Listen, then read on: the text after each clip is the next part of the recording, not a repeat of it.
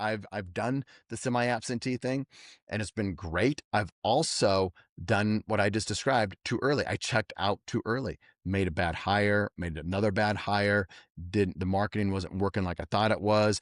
Customers weren't as happy as I thought they were. Um, Team members I didn't know as well as I thought I did, or what I was being told was true was not necessarily true about the team. So I ended up back in the weeds and trying to figure things out. And once chaos happens, it's really hard to clean it up.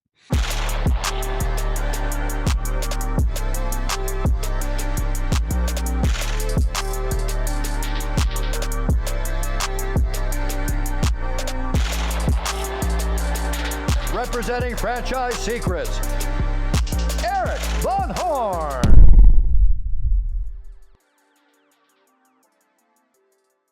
Hey, Franchise Secrets. Today you've got me, and I'm going to dive into a topic that I've been talking about for years. And I see more people talking about it. And it's been something that I think has been misused, abused, and there's a pendulum swing coming back the right way to talk about this topic, and it's semi-absentee ownership. I've been a semi-absentee franchisee, and I've seen the great things about it and the hard things about it. And I've learned a lot of that myself, but it's a fantasy. It's really a fantasy until you earn it. It's really misunderstood. A lot of people think semi-absentee ownership is passive income. They think it's mailbox money while you're on vacation, you're working your day job 9 to 5, 5, 6 days a week, and you can just, have that mailbox money coming in because you can hire a lower level manager and life is great.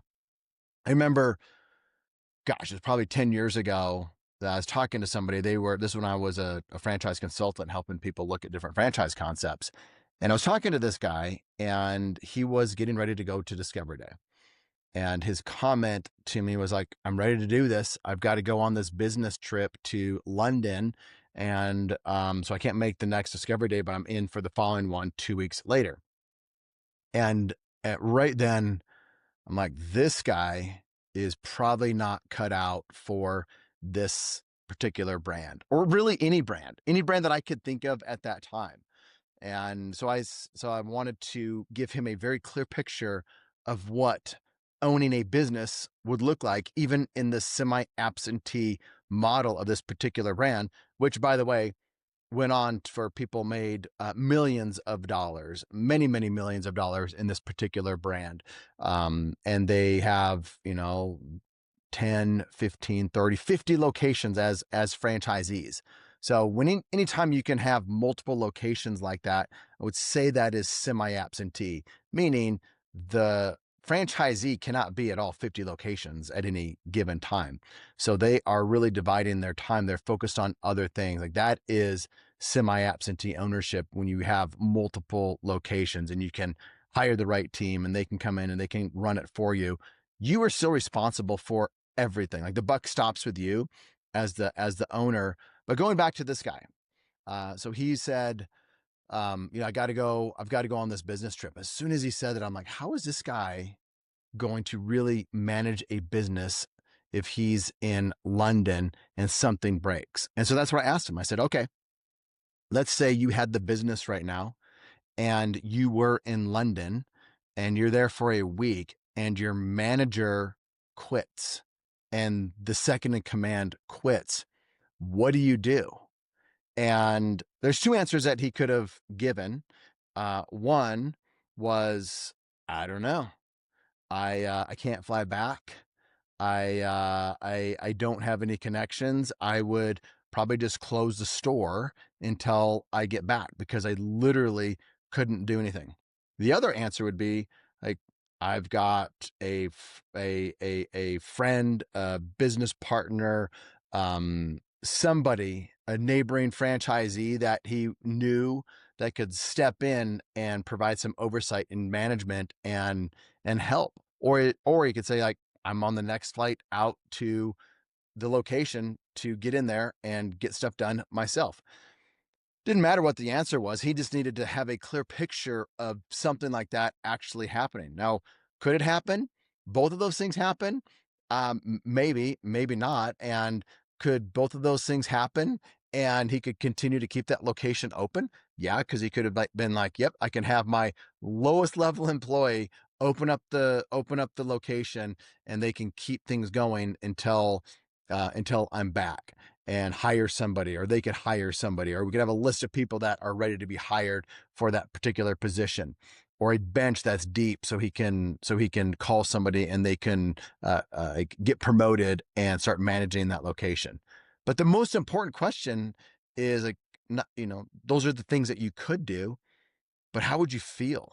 Like, what would happen to you at that point? And when I asked him that feeling question, that's an emotional question that puts him into the state of like, what would I do if that actually happened? And he's like, I couldn't handle it. I would freak out. Like, that's the worst thing that could ever happen. And I never want that to happen. It cannot happen, Erik. It cannot happen. And I'm like, it can happen because you could be in London and because you travel internationally and you have a location that is needing attention. And so, needless to say, he's like, thanks for that, Erik. I'm a hard no on this. And really, I couldn't disagree with him because that was his decision to make. What he would end up feeling, and how much stress that would put on him, and he wouldn't be able to make it work. So he went on. I have no idea whatever happened to him, but that was a good question to ask yourself when anytime you're looking at buying a franchise or you are making some decisions. Get into those emotional type questions to be like, how would this make me feel? Not like, what would I do? You want to ask the what would I do questions, but how would that make me feel? How would I respond? And in that response, would I feel good about it? Would I freak out about it?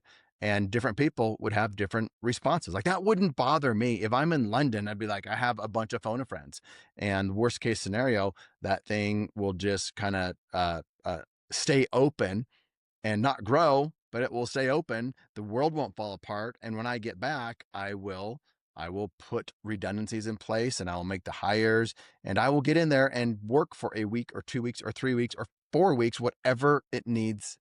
I will be in there to fix it. That wasn't him. That is what people need to be thinking about when it comes to semi-absentee, much less absentee. If you've heard me on the podcast before, I am not a fan of absentee franchises. Anytime I hear the word absentee and franchise in the same sentence, I cringe. The only absentee like money that I see is in investments, like where you are setting it for and you forget it, and somebody else is putting in the hustle, putting in the work to make the money. Anytime you are signing the lease, you are signing the paychecks, you are building things out, you are buying the trucks. That is not absentee. Like, it might be a lower lift for you, but when things go wrong, not if things go wrong, when things go wrong, that's when this idea of absentee is anything but absentee. And I know this 100% of the time. My friends who have gotten into an absentee franchise come back 2, 3, 4, 5, 6 years later, and they tell me what I thought I was buying was absolutely not it. The people had the best intentions, but they couldn't back up what they thought they had. And people have gone bankrupt, people have lost a lot of money. And it's been really bad from these stories that I've heard firsthand from people that I've advised against going into something that says absentee. Now, is there something absentee out there? There might be. I just don't know about it. I don't know about everything out there, but I do know about semi-absentee because I've done it. I like it, but it is not for everyone. There's a reality of semi-absentee that a lot of people like to just skip over. There's this fantasy that people have of, this is what semi-absentee looks like. What they don't understand is this is what semi-absentee looks like 2, 3, 4, 5 years down the road, or if you bring in a business partner that is responsible for operations, or if you hire an operational person that is working hard and they're getting paid a lot of money and they act like an owner. I was just at an auto parts store, and I went in there and I noticed they changed it from one franchise to a different franchise. And I said, "What's the deal? What happened?" And he's like, "Didn't something with the other franchise? Things were changing, and their franchise agreement was up." And he was just talking like he said, "Our franchise agreement, my inventory." He was talking like that, and I said, "Do you own this place?" He's like, "No." He's like, "Yes and no." He's like, "I'm the operational partner here." So he has equity.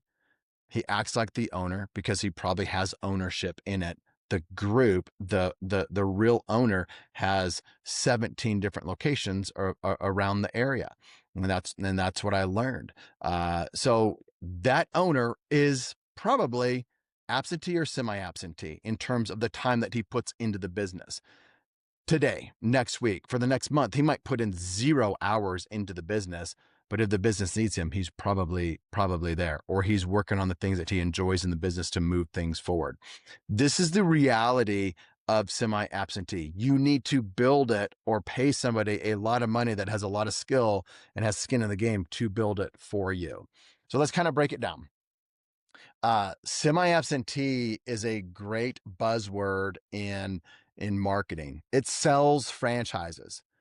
Now, will it sell franchises that can actually work in a semi-absentee model? 100%. Does it sell franchises that do not work or are unproven in that semi-absentee model? 100%. So both of those things can be true.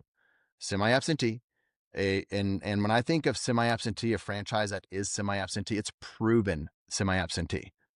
The salon suite model, in my opinion, is the most semi-absentee model that I've ever owned. I was able to put a manager in place once we had a few locations up, and that's key. Once we had a few locations that we learned from, we knew who to hire because we made 2 hiring mistakes. We knew who to hire and we knew how much to pay them, and we were ready to pay them, make less money, or not make any money for a while because we were paying somebody to do that for us, not make any money, and then make less money because of who we hired and what they were going to do. But then they took us from 3 to 12 locations in a matter of 5 years. And that was very semi-absentee for us. So that is the model, whether it is the salon suite model, or it's because we had all owned collectively about 15 to 20 different franchises between the partnership group that we had, and we learned a lot and we knew what to do. And so we didn't have to learn a bunch of new stuff because us entrepreneurs having that many different franchise brands between us, we knew what we were looking for. We knew what we were in for. And importantly, we had the right mindset around it and why we were building fast and a lot of locations in a short period of time. And what we wanted to do in the business, like what we wanted to work on in the business, was all super clear to us. We hired everything else. So that is, so the word semi-absentee absolutely sells franchises. Is it misused? Absolutely. Can franchises be semi-absentee? Absolutely. So there's a lot going on here, but I'm just trying to give clarity around semi-absentee. Now, once problems arise, like that's when it doesn't matter what you were sold, what you were actually running, whether you were absentee. When problems come up, that's when, the rubber meets the road. That's when you need to jump in, you need to work, you need to hire, you need to fix things, whatever it is, problems will show up and you just need to be prepared for that. What I've seen with most franchisees, they want to check out too early. They get involved with the brand. They want to just get absentee or semi-absentee way too fast. And what happens usually is they end up back in the weeds of the business because something breaks. They have to jump back into the weeds. They didn't put things in place from the beginning to be able to check out, to be able to do the things that they want to do from a lifestyle standpoint. And I know this firsthand because I've done the semi-absentee thing, and it's been great. I've also done what I just described too early. I checked out too early, made a bad hire, made another bad hire. Didn't The marketing wasn't working like I thought it was. Customers weren't as happy as I thought they were. Um, Team members I didn't know as well as I thought I did, or what I was being told was true was not necessarily true about the team. So I ended up back in the weeds and trying to figure things out. And once chaos happens, it's really hard to clean it up. You have to, you're playing defense instead of playing offense. That's a big challenge when it comes to, it's just really any business. But when you check out too early, that's no fun at all. So I think if it sounds passive, if it sounds easy, somebody else is profiting more than you are, or you are just, it might be the manager that you're paying. Like if it's passive and easy, you are paying someone to do a lot of the work, or you're getting sold a bag of goods, and that's not good either. So here's what I think about like the passive ownership. This gets misused all the time. Passive income. Again, I think passive income only comes from investments where you are like truly passive in the deal. You don't have responsibility. You are an investor in a deal, whether it's a private equity deal, hard money loans, a venture deal, stock market. Like you're not working if you're buying Walmart stock, you're not working at Walmart. Like it's all passive. That's passive. When, again, I said it earlier, when your name is on the lease, when your money is on the line, if things don't go right and you're having to put in the capital calls, that's not passive. You have to lay the foundation correctly before you can really start leveraging. So you need to, I think you have to hire that manager. You have to spend the money on marketing. You have to understand the KPIs of the business. You have to create the culture of the business as well.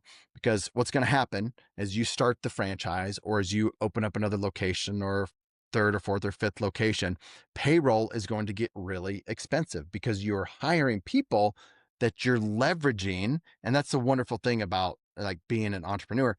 You're leveraging so much. So you're leveraging people.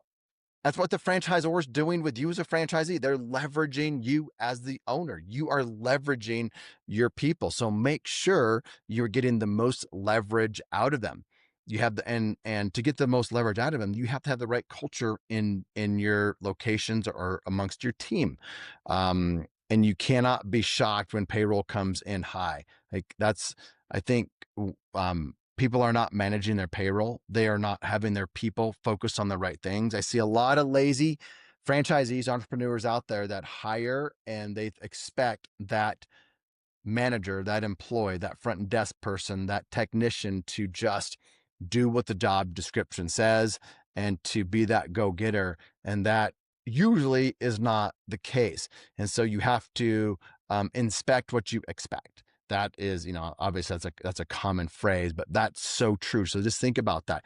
You need to always have a feedback loop where you know what your employees are doing, and you can't leverage them too much unless you've like built that team that's worth leveraging. If you leverage them too much, that's when you get in trouble. You're relying on them too much. That's when you get in. That's where you get in trouble. All right, let's talk about like what I think is a real currency of freedom. This is like you need to do this to have real freedom as a franchisee and a franchisor. If you don't have this, things are built on shaky ground. And when storms come, because like I said, storms will come, that's when you see if what you've built is strong enough. And that's systems. I mean, people buy into franchising because of systems, but you need to have the right systems and the right people. And it's getting so much easier to dial in and to update the systems than ever before. So here's some of the systems that I think people need to have as franchisees and franchisors. People systems. You need to know you need to have a specific hiring protocol. You need systems for hiring. You need to have systems for training, systems for accountability, systems for, you know, anything that has to do, even culture. You need to have, like, you need to know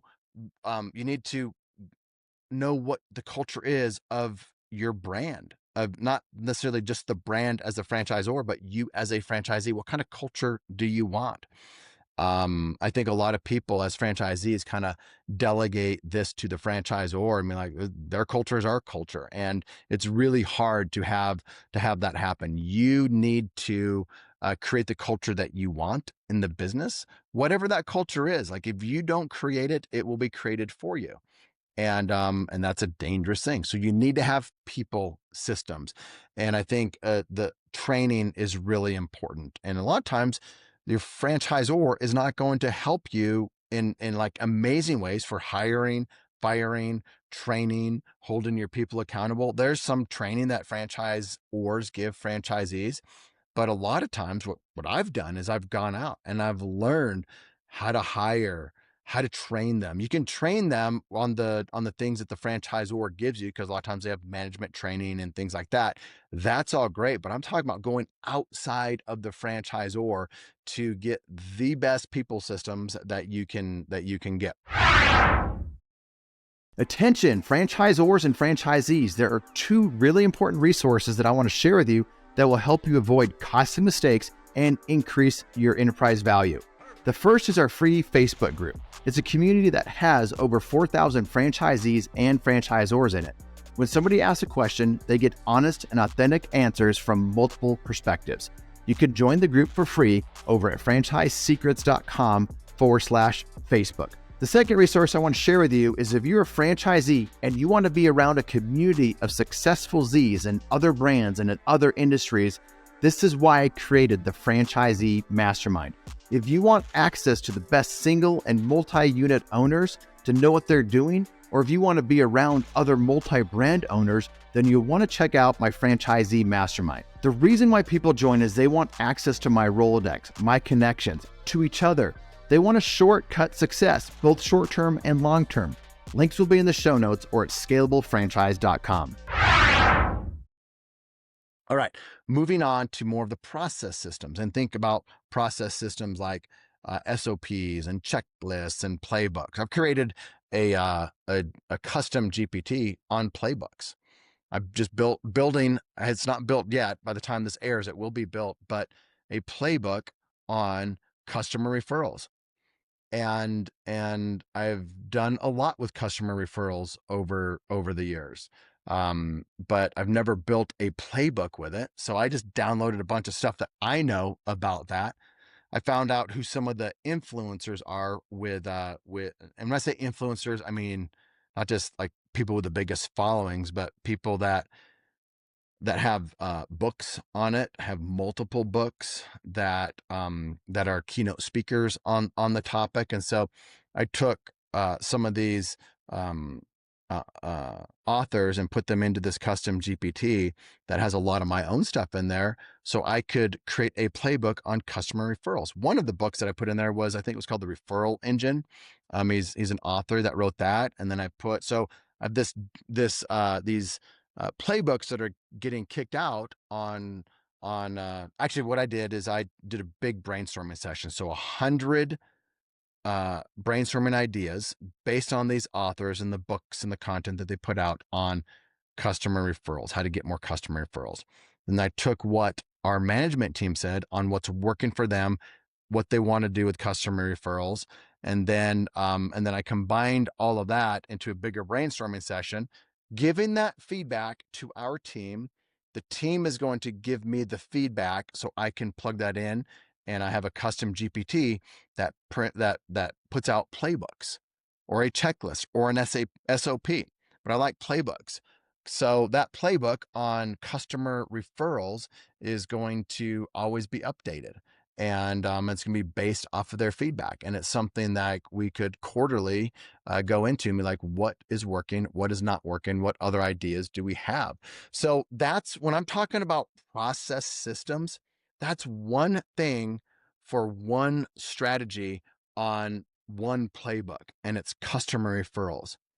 Think about all the different playbooks that you could have on marketing. And you can't focus on all of them. And I'm not relying on the franchisor for this. They have some stuff, but they don't have an in-depth playbook on customer referrals, which we think is some of the lowest hanging fruit for our team. And then we get the playbook done, and then we start having role playing with certain things in that playbook on customer referrals. So our team can start talking, getting, role playing with a custom GPT on role playing to get feedback, and that will just get smarter and get better. So it's having the thing to do, but it's also training the team on how to do the thing. So that's just one little thing on a process system that we are doing better than the franchisor will ever do for us, because we can't wait for the franchisor to do everything. By the way, this franchisor is a big franchisor. But the point of it is, the best franchisees don't wait for the franchisor to do everything for them. And this isn't something where we're going around the franchisor on it. This is something where we're like, this is just business in general. Let's just do this one thing really well. Next month, we're going to pick a different thing to have a focus and do that really well. So a year from today, we will have 12 playbooks on marketing that anytime we are getting slow in business, we can implement one of those things. And we will also be doing one of those pushes every month. So we'll have a playbook for every month. So we'll have 12 of them. That's what I mean by processes and systems. All right. Tech systems. This is automation. Again, I was talking to a franchisor yesterday that is in my mastermind. He's doing some different automation. He's like, should I give this to the franchisees, or is it just going to overwhelm them? I'm like, give it to them, and they might make it better. And so I think the more automation, the more kind of like dashboards that you can and give information out to your franchisees as a franchisor, the better. And they can implement a lot of that. But I also think franchisees can start doing this stuff themselves. So I've been talking to some franchisees that are like, we're not getting any help from the franchisor for, our front desk. Our front desk is not able to answer the phone as much as they should.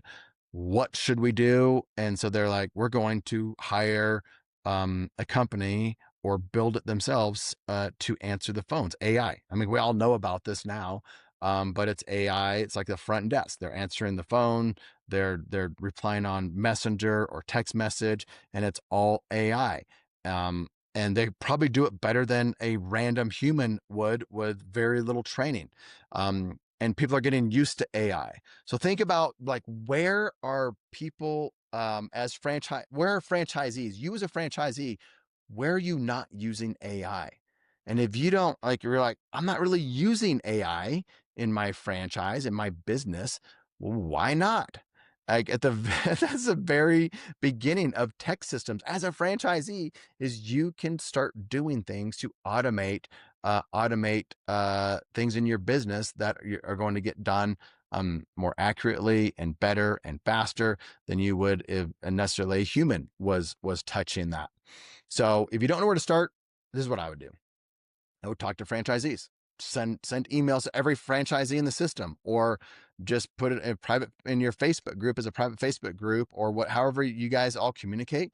Ask, hey, any franchisees using automation, having success with it, or AI and having success with it, please let me know. Some of the low-hanging fruit is going to be organic social media posts and content creation, videos, and all kinds of different things that you probably should be doing that you're not, and it's probably costing you revenue, and it's probably costing you money just in feedback loops. And that's actually the fifth one in a system is a feedback loop. I think about a feedback loop and using AI in that. One, we've kind of talked about it earlier, is a feedback loop on role playing. So you can set up AI to role play different scenarios, front desk, common objections, things like that. You can actually do role playing, or you can just get feedback on how your front desk is doing, or your salespeople, or your customer facing people, like what should they be doing better? So at least it might not be saving you time, but it can definitely make them better. So absolutely use that as a feedback loop for them. KPI reviews, like you should understand the KPIs, and that goes into financials. So in a lot of this, you can put into AI, and there's ways to do it where you're not exposing private information and things like that, but understand what you should be having feedback on, and you should have feedback on employees as well. You should have check-ins with your employees and see how they're doing. Even your top talent, your leadership team, you should understand what's driving them to stay with you versus being poached by the competition. You should always understand that. And different people are motivated by different things. You might want to look at some bonuses or retention type bonuses or retention techniques. So people want to stay with you versus just the hammer of, if you leave, life's going to be really hard for you because I'm going to, do X, Y, and Z. Like that's not a good culture, in my opinion. That's not how we operate, and that is not a good way to have a happy team. You want a team that wants to stay with you. So I like to use the carrot, not the stick, for things like that. But feedback loops is important. And also, like, maybe ask yourself this question. And I like questions like this because it forces you to like get super focused. If I had to run this business 1 hour per week, what would I need to build first? What's the first thing that I would need to build to start to run this business 1 hour a week? Or maybe call it 10 hours a week, whatever makes sense to you.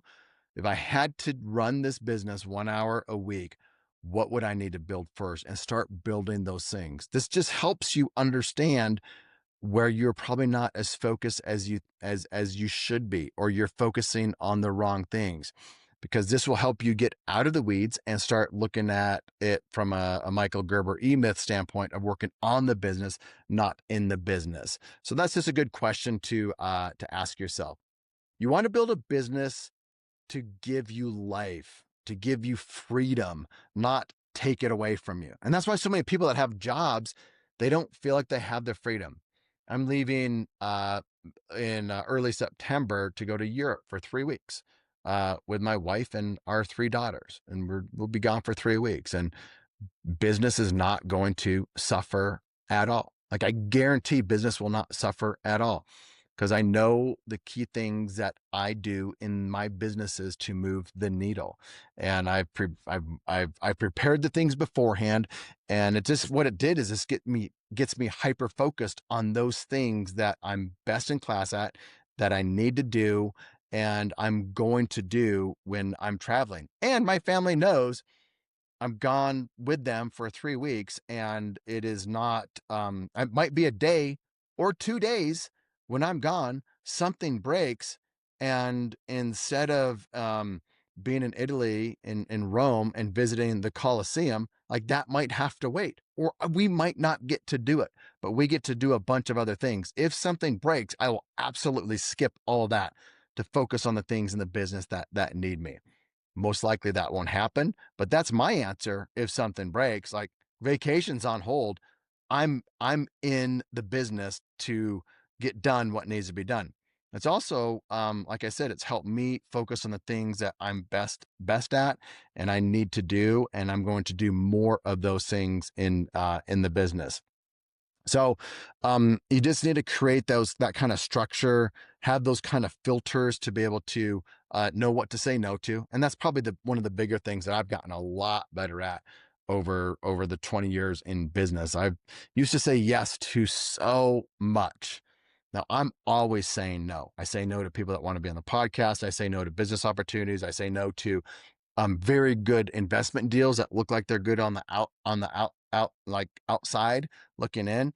I say no to deals that look like maybe the return's amazing, but I don't need that kind of deal. Maybe I'm looking for tax advantage deals where I put money into a deal, but it also comes with some amazing tax advantages. Like those are the types of deals that I'm looking for the last 6 months of the year. That's a focus to me. So I'm saying no to so many good things because I know what I need to focus on in terms of like passive investment deals. and business opportunities. I'm saying no to brands quicker that I know is just not a good fit for different reasons. So I'm saying yes to so many of the things that that I enjoy and that are moving the needle for us at Front Street, our business partners, and our brands. And that's the most important business right now. Um, as a franchisee, you've got to delegate. You've delegated it, and you need to let it go. I see a lot of franchisees, they start to delegate. I delegate way too fast, way too easy, and I don't follow up. And that was a big weakness of mine. And I've changed a lot. I've learned a lot over the years. Most people have a hard time delegating, period. And they start to delegate, but they really won't let go of the thing that they just delegated because they think they're better at it than the person that they delegated it to. They might be and they might not be. But I would say if you're going to delegate, like hire the best people and empower them and let go of it. Now you might be, there's certain things that you just won't delegate. And that's when you start to understand what you are best in the world at. And that's how you start to design your business to give you the freedom, to give you the life that you want. So you got to say no to a bunch of stuff. You got to delegate a bunch of stuff, but you also have to just understand how you integrate all of that into your business. Like it's integrated for me: family, health, flexibility. Sometimes I'll be on a call and I'm exercising. Sometimes I will be on a call and or I'm with my family on the boat, on the lake. Business happens. Friends and family are out there with me. I got to go. I've got a call that I need to take. And they're okay with that because they understand that that happens sometimes. 90% of the time that never happens, and we've got this amazing lifestyle, but they understand that. So I've got an amazing amount of flexibility. But like on vacation in Europe, I'll be getting up early and the girls will be or staying up late, or we'll be missing out on some things because the business calls for it. Like that's okay with me. I will give up a safe high. I'd give up a $2 million a year paycheck from a $3 million or $10 million a year paycheck from a company that wants me to have the life that I have right now. Even if I would make less money, I would happily do that. So I love that kind of freedom. The freedom that I have right now feels so good. I love the entrepreneurial, the startup phases in things, but I've put in the dues. And I think that's what a lot of people, they want the reward, they want the outcome, but they don't want to put in the work. I've put in the work, I've put in the sleepless nights, I've put in the hours, and I believe I've earned it. And to have that integration with that semi-absentee or even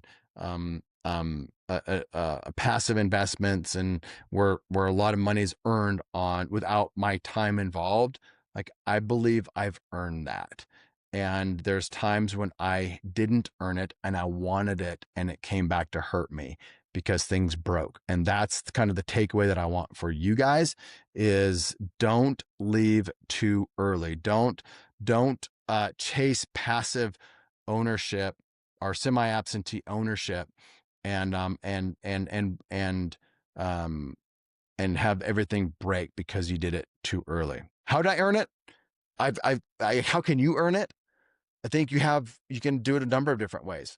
You can just put in the time and slowly hand over the reins and hire the right people. You can bring in business partners or operational partners from day one, where their responsibility is operations, where you're more of an investor. That could work. Or just pay the experts, like pay top talent, fractional talent, people that are just coaches that are just amazing and they can coach your team, your partners. You have to pay for that, or pay for just the best talent. Maybe the role requires $100,000 a year type person, but for you to really give up the reins and let them have full basically ownership of the business, you have to pay $200,000. Do you want to do that or not? Like me, I would do that. I'd gladly pay someone $200,000 and I will step back and they can run everything for me. Depends how much the business makes, right? But if you're talking about building large businesses and making a lot of money, like, you have to pay right. So I just realized, like, I don't want to be the engine. I don't want to be the guy out there doing everything. I don't want to be the one building it all. I want to build the team. I want to have that engine that I build that just continues to run the businesses. So you gotta let go of the control right away, but inspect it. Let go of control the right way, which means monitoring how things are going, the health, whether it's financial, which is one thing you have to monitor, and then like customer satisfaction, employee satisfaction. Those are ways to measure the person that you have doing the right thing. Like, are they really doing the right thing? Are they really the person that should be running the business? Invest a bunch of money into training, not just people, but training. And that's what we kind of talked about. That's why I'm building these playbooks, because I'm putting the time, I'm investing my time into creating these playbooks. So it's not just the people. So when the next person comes, or we open up another location, that's ready for them. It's a part of the system. So you got to move away from like fires, urgency, to thinking systems. So that is, that's pretty much a wrap. I think you just need to avoid chasing lifestyle too early, because it will cost you the lifestyle that you want. You don't want to let go of things too early. You want to monitor. And I think it's really important at some point to pull back, whether you go to Europe, you go to Africa, you go to Hawaii or whatever it is, or you just, go across town and you are absent from your business. You will see what starts to break, and you will understand what you need to work on for the next 6 to 12 months. So I encourage you to, if you are, hopefully I've scared some people away from the passive ownership thing. Hopefully I've brought clarity to true semi-absentee ownership and the work and money and time that it takes. But hopefully I've also given you a little bit of a roadmap to get there a little faster. And that is, let things break, see what's going to break, and then put systems in place so they don't break again. Hire the right people, have the right culture, and have a great feedback loop. So I thought this would be important, as I see a lot of people in franchising continuing to talk about the more of the actual reality of semi-absentee ownership. So this was a reality-based absentee ownership podcast. I hope you enjoyed it, and I've got some great guests coming up. And I think, and I've got some great topics that I'm just super excited to have for you guys. So we'll see you next time. Thanks for listening to the Franchise Secrets podcast. Links to everything can be found over at franchisesecrets.com. And if you want my help with anything from starting your own franchise to growing your current franchise business, please visit scalablefranchise.com.